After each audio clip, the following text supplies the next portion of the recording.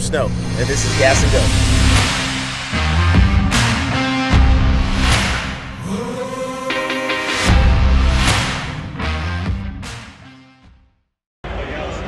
All right, you guys, welcome to another episode of Gas and Go with Snow. We are here at the world famous Barrett-Jackson auto auction. This is a treat for everybody, whether you're a car fan or not.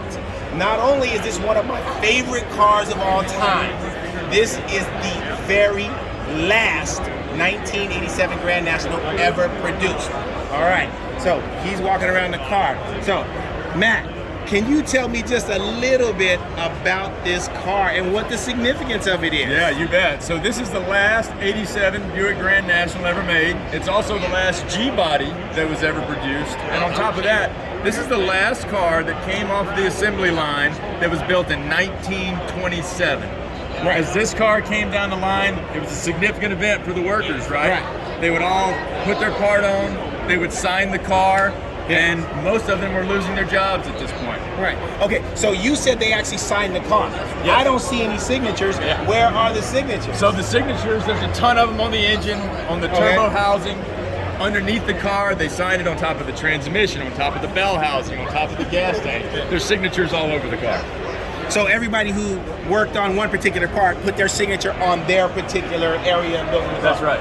Okay, and now, so 1927, that's a long time for a factory to be running. That's right. And you said this is the last car of the last day of production, and that factory was done. So what most people don't realize is that this is a Grand National. It's a G-body.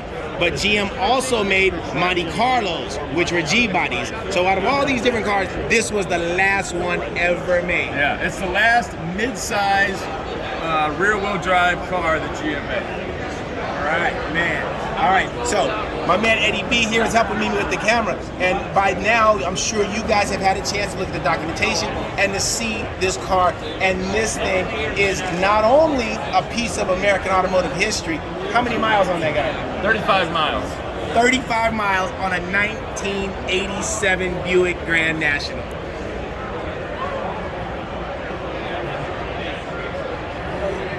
All right, you guys, so now if you look inside this car, you can see that there's still the factory plastic is still on the seats. This thing is in pristine condition. So just a ballpark guess. I know what I think in my mind. I think this thing is gonna go for at least $500,000. What do you think it's gonna go for? I think that's reasonable. I think 4 to 5 is about right.